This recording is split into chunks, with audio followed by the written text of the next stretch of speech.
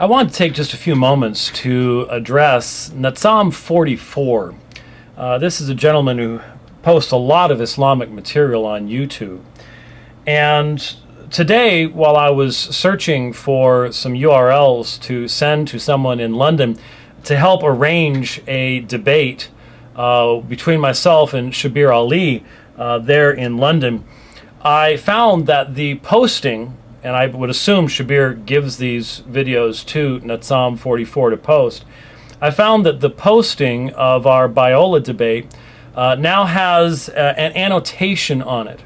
And the annotation says, James White lied in this debate about Ibn Masud. Please check on the right info bar. And when you go over to the right, they send you to a Answering Missionaries website. Now, this is, again, goes back to what took place during the debate, and that was at one point I was asked what my reference was on Ibn Masud. And as I have said, I had a screen full of HTML code and I read the wrong reference. I brought this up shortly after the debate on my own program, my own blog, and I addressed the issue at that time. I have posted a video wherein I have documented that there are differences amongst the early Muslim sources as to how Ibn Masud died. And I make the case that I would have much greater respect for Ibn Masud if he stood his ground, if he did not compromise on his principles. But interestingly enough, Nazam44, and now as I look through YouTube, a bunch of other Muslims are now picking up on this, do not allow this to be a difference of opinion. They do not allow me to be a human being, even though in the same debate with Shabir Ali said things that I've seen Muslims taking him on for, saying the Gospel of Thomas is earlier than the Gospel of Mark. I've seen Muslims saying that's an absurd assertion. What we're seeing here is, I think, not, again, just the gross double standards that mark most Muslim apologists. And it's a shame to see. I knew it would happen eventually, but it's a shame to see. I don't see Muslims responding to my arguments on Islam. I don't see them defending Yusuf Estes when I demonstrate that he has no idea what he's talking about church history. I don't see them defending the textual critical information that I've been providing them, because I don't think they can. And so when one side can't respond to the arguments, what they try to do is to keep their side from listening to the arguments. Interestingly enough, the exact opposite of what Gary Miller has told people in most of the things I've heard him saying about how you need to check anything out that you hear and to see if it's true or false. The modern Muslim apologist says, no, he's a liar.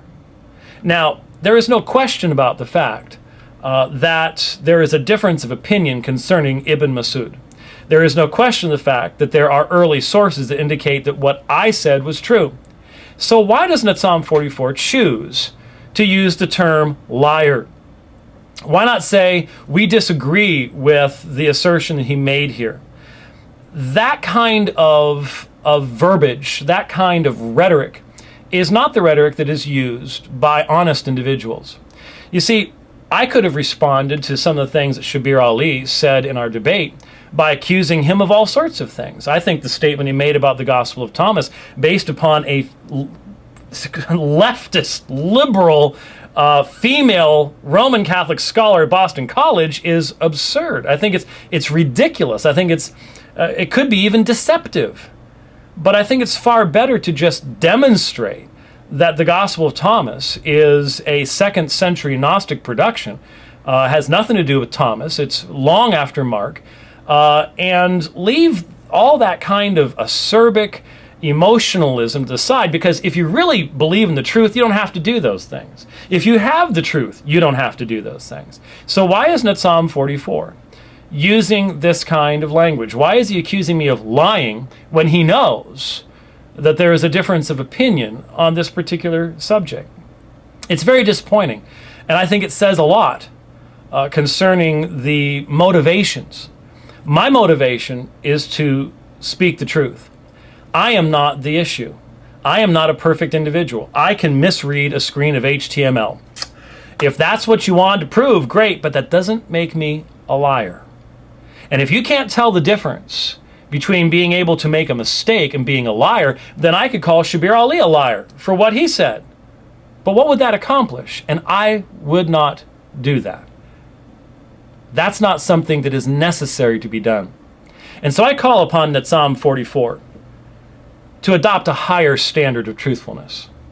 Remove that annotation. Feel free to say we disagree on the end of Ibn Masud. That's fine. Direct people to anything you want. Direct them to my video on the subject as well, and see if they can decide for themselves. But I simply call upon Muslims to use a higher standard. Don't engage in this kind of name-calling.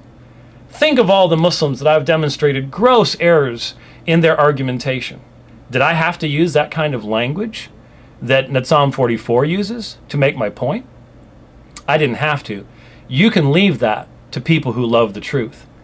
The only people who are impressed by that kind of language, by that kind of activity, are people who don't love the truth in the first place. So I call Nazam44 to a higher standard. Let's keep the dialogue going, but let's keep the dialogue going on a civil basis. If we can't do that, well, the side that can't says much about its own view of truth. Thank you.